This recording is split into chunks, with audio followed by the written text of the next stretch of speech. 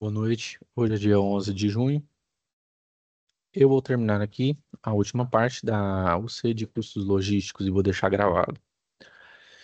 Na aula passada, nós falamos a respeito de alguns exemplos de custos logísticos, como principalmente a questão dos salários e encargos, taxas de juros, valor residual e também vida útil e depreciação de equipamentos. E isso aqui eu vou deixar na plataforma, tá? Esse material, justamente para que vocês depois tenham acesso.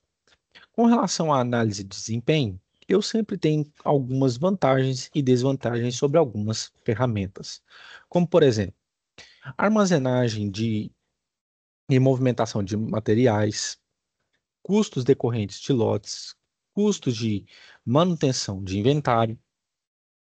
Tudo isso eu tenho as minhas vantagens e desvantagens em relação às entregas mais frequentes, tempo de ciclo ou lead time, aumento da confiabilidade da distribuição, estoque aumentado e disponibilidade e continuidade de suprimentos. Por que que eu preciso ter esse tipo de demonstração? Perdão. Por que que eu preciso ter esse tipo de demonstração?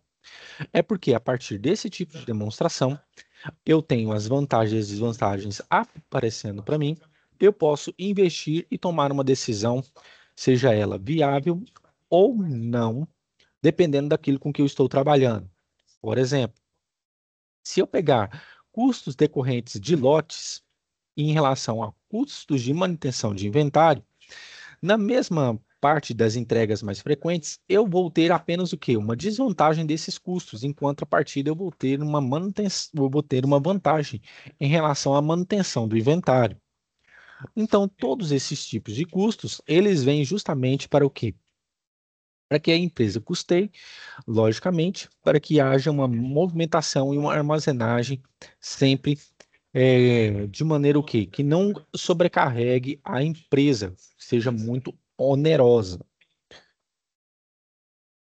Com relação a isso, eu também tenho os meus indicadores de desempenho, que fornecem um papel importante e preponderante dentro do quê? Do meu trabalho, dentro da eficácia e da eficiência do meu trabalho, como produtividade, utilização dos recursos e foco interno.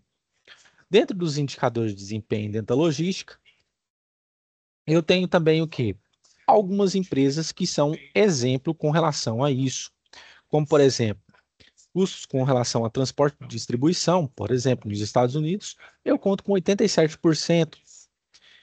Já na parte de inventário da Curácia, eu conto com 86%. Atendimentos de pedido, 81%. São verdadeiramente o que? Indicadores de desempenho que toda e qualquer empresa do segmento logístico, ela precisa trabalhar. Por quê? Porque, no caso, eu posso, se eu minimizo um tanto de custo, eu posso investir numa área que está o quê? Totalmente defasada e que precisa de mais investimentos, como, por exemplo, a questão de reclamações de clientes.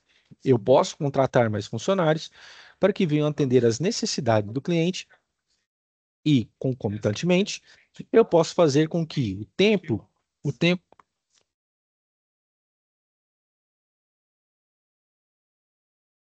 do ciclo de distribuição, ele vem amenizar, ou seja, eu entrego as minhas mercadorias de um modo bem mais rápido e bem mais o que? Ágil. E é por isso, pessoal, que eu deixei já esse material aqui justamente para vocês, tá? E peço a todos que façam o- os exercícios, tá? Justamente para que não deixem para a última hora. A partir dessas explicações, é que vocês já podem fazer os exercícios.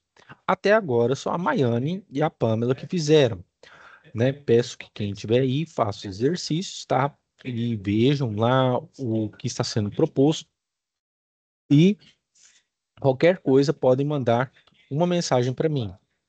Os exercícios vão estar, logicamente, abertos até o dia 15. Portanto, peço que façam novamente, tá? E quem quiser pode fazer de novo. Por exemplo, o simulado, você pode fazer ele novamente, que até agora somente a Pamela quem fez. Só tem uma pessoa, tá bom?